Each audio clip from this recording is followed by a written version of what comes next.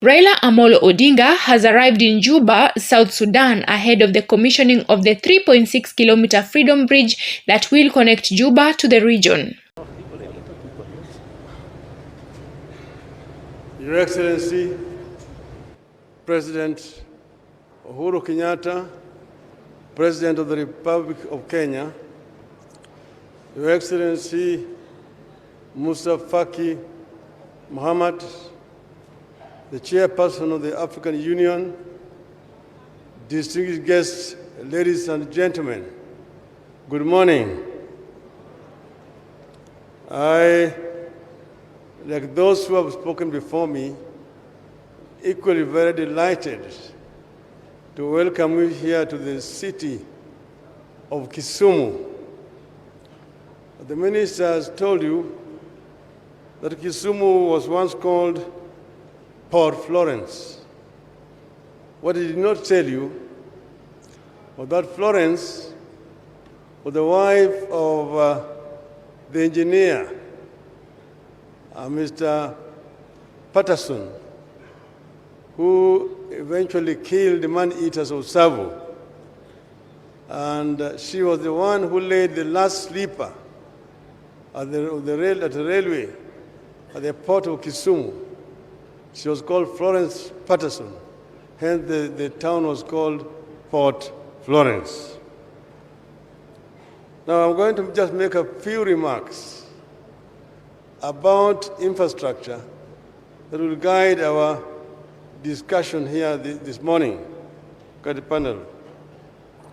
We recognize infrastructure development as a priority key ingredient for economic development, regional trade, and integration of the continent. Infrastructure is what will make or break the continental free trade area. I was appointed by His Excellency, Mr. Mohammed, as the African Union High Representative on Infrastructural Development. What are my functions? I act as a catalyst to ensure that the infrastructural projects which have been identified by the African Union are implemented on a timely basis. The importance of infrastructure has already been mentioned. I want to say that rightfully, therefore, giving Africa a world-class infrastructure is enshrined in the African Union Agenda 2063. It's projected that by the year 2050, that is about 28 years from now, Africa's population will hit 2 billion people. Well over this, that's 50% of the 2 billion people will be youth below the age of 18, and most of them are going to be living in cities. It's therefore obvious that we are already out of time to have our cities and urban areas connected by road, rail, air, ICT, and waterways. That also means we are not prepared for meaningful industrialization, urbanization, and economic growth that all depend on requisite infrastructure. As you know, in 2018, I accepted this appointment. In the same year, the African countries agreed to establish the African Continental Free Trade Area. According to UNECA, the African Free Trade Area will increase the value of inter-African trade by between 15 to 25%. Right now, Africa trades very little with itself. It is estimated that intra-African trade is just about 15%. Inter-European trade is 70%. Inter-Asian trade stands at 50%. Even South America stands at 25%. But why does Africa trade very little with itself? Well, the major reason is infrastructure.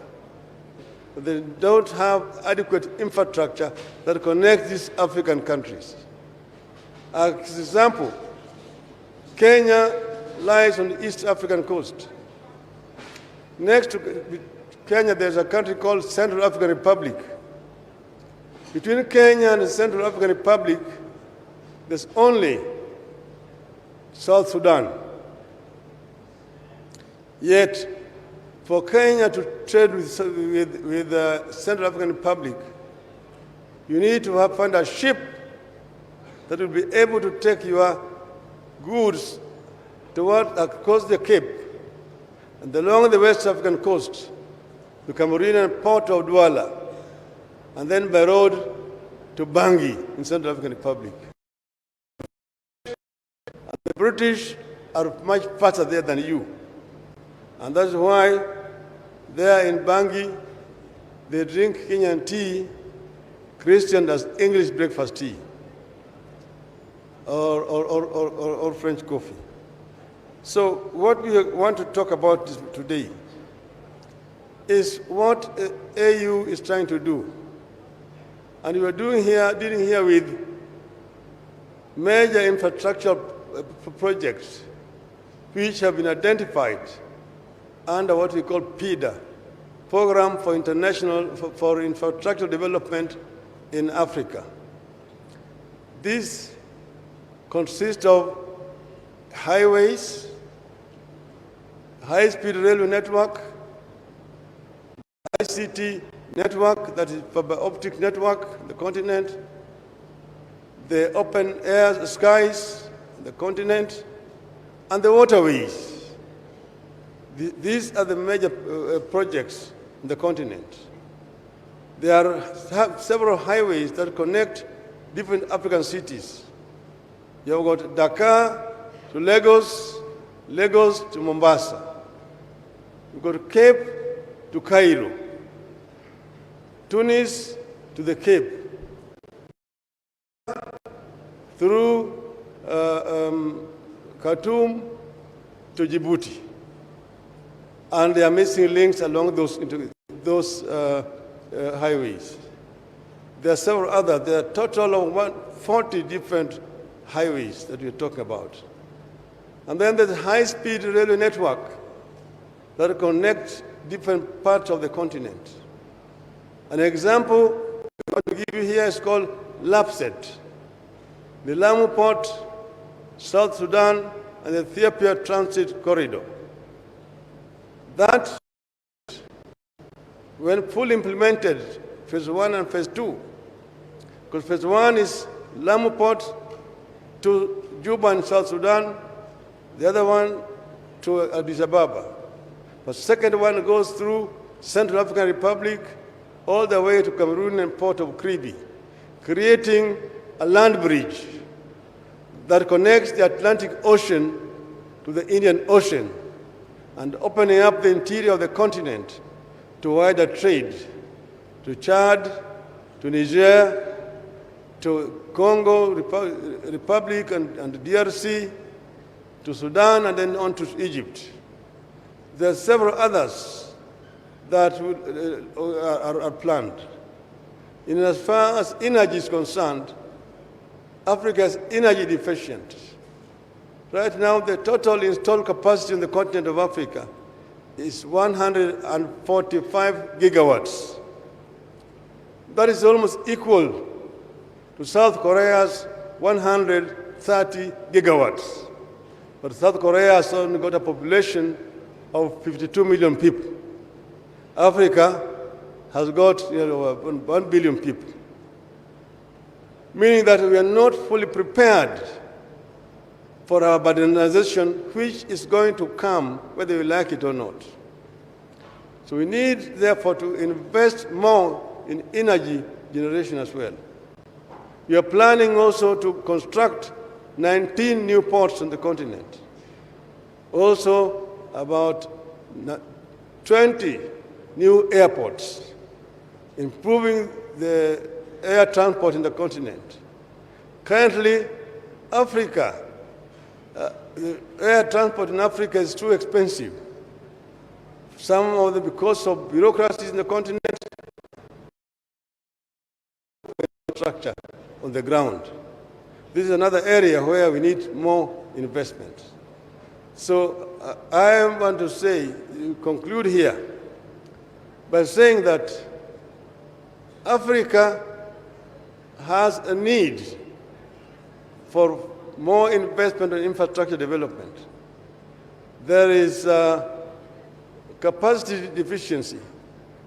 It is estimated by African Development Bank that Africa needs about $170 billion per annum to be able to meet our infrastructure needs. So the deficit stands at about $110 billion. And that's why I have proposed the establishment of African Infrastructure Fund. And we've been working here with several institutions to create this fund. We have established that there are a lot of capital lying idle on the continent, sovereign funds, pension funds, and insurance funds. So we are working towards tapping into these resources so that Africa can be self-sufficient in terms of funding, that Africa does not have to depend and rely on funding from just international financial institutions or bilaterals, some of which prove to be very, very expensive to African countries. So with this many remarks,